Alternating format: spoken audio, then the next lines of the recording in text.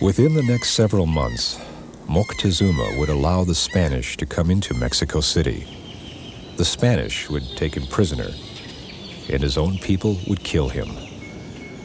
The Aztecs would drive the Spanish out, nearly destroying them. And now, with all-out war, the need for a translator would unofficially end.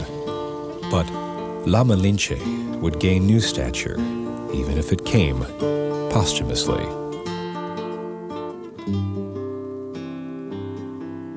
In such common things as calendar art, she would be marketed to the public as the one who would soften the blow of defeat for Cortez and give him the strength to carry on.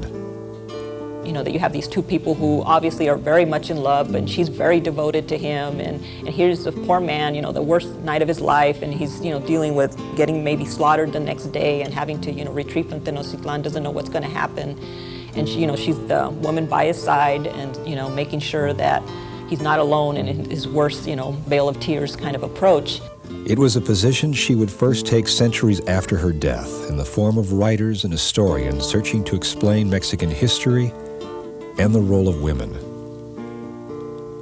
The concept of this negative mother, the negative Eve, then started to come about because of also the negative light that the Spaniards began to be conceived in.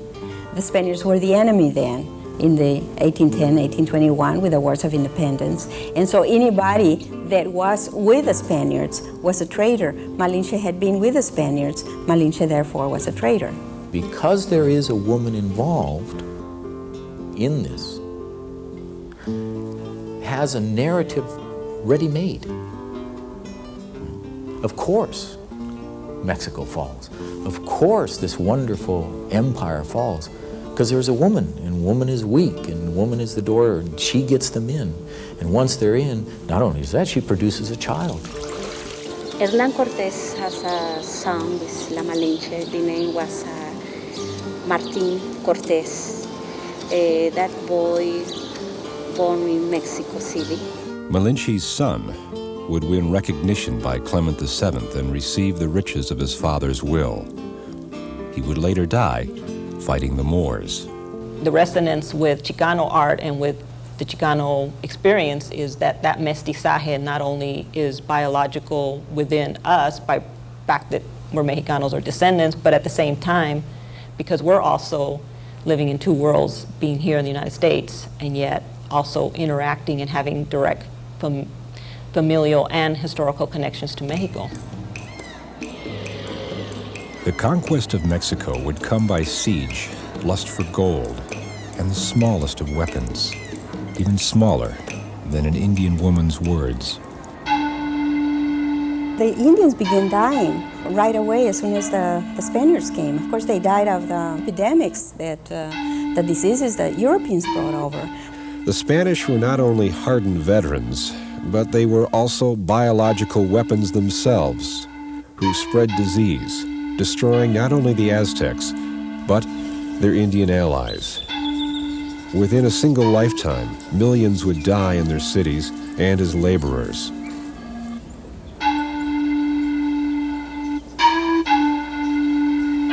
Back in the land of the Fat King, cities would be abandoned.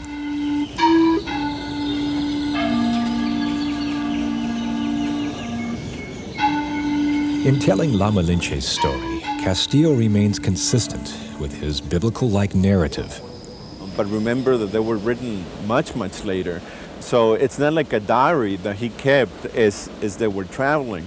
After all, he's writing his text because he wants to be paid. He hasn't been paid. That's the only reason he's writing this, really.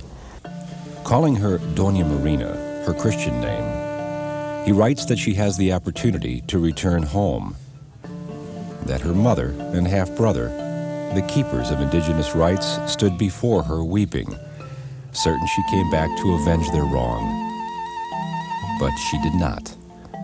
She thanked them and forgave them. So often in the Malinche legend, what has happened is that from the European perspective, all aspects of her true indigenous ways and practices were erased, and she became what they wanted her to be, this Europeanized doña.